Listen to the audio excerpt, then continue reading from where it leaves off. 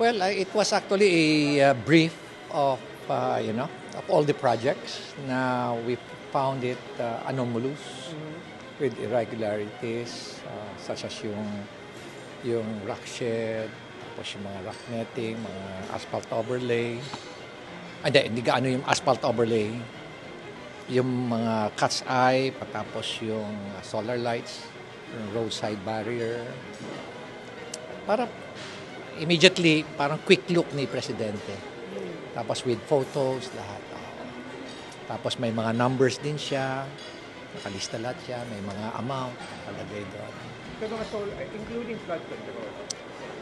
Wala kaming gaanong flood control sa iba. Except yung banda doon sa baba eh. Hindi na namin kasi napuntahan yun eh. Doon sa Camp 3 area. Meron kasing mga nasirang flood control na-inspect. Pero the following, after 2 days, inaayos na kagad. Nasundan, nahalata kasi lumabas sa media.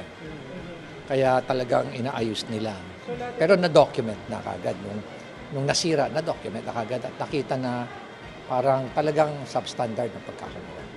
Lahat ng proyekto nag-serve within your area lang? O meron dito? No, karamihan nga sa Benguet area at meron din sa Baguio.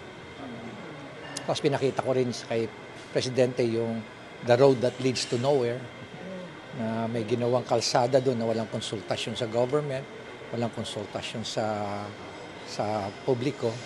Ginawa lang yung kalsada. Hindi nga namin maintindihan para saan yung kalsada na yun.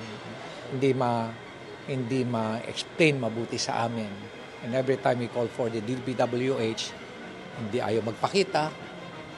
Hingi kami ng dokumento, ayaw rin magbigay ng dokumento. Kaya ng mga binanggit ko kay Presidente na parang meron silang sariling republic. At kung may mga project sila sa either sa syudad o sa probinsya ng Benguet, wala ring maayos na konsultasyon. Hindi kami nasasabihan kung ano yung project nila. Wala kaming alam, basically. Nakakapagtaka nga eh. Isipin mo, kami local government, kami dapat ang nakakalam kung ano nangyayari. Kami walang alam. So ano pong naging, sabi ni Pangulo? Nagalit si Presidente. Kaya nga nag-announce siya ng ganung policy statement. Na henceforth, wala nang project sa national government na hindi gagawin unless dumaan sa local government. At ma-informa ng local government, kailan ma-explain sa local government. At dapat maging transparent sila. Sir, do you have an inkling on what the President said? Like, paano siya nagalit? Was he really exasperated? Hindi, talagang disappointed siya. Makita mo talaga eh. Tapos galit siya. At I believe the way I was, assessing him, talagang he has the determination, he has the conviction. He's very much committed to make sure na before matapos yung kanyang termino, something should happen. Something should really happen na maramdaman ng taong bayan.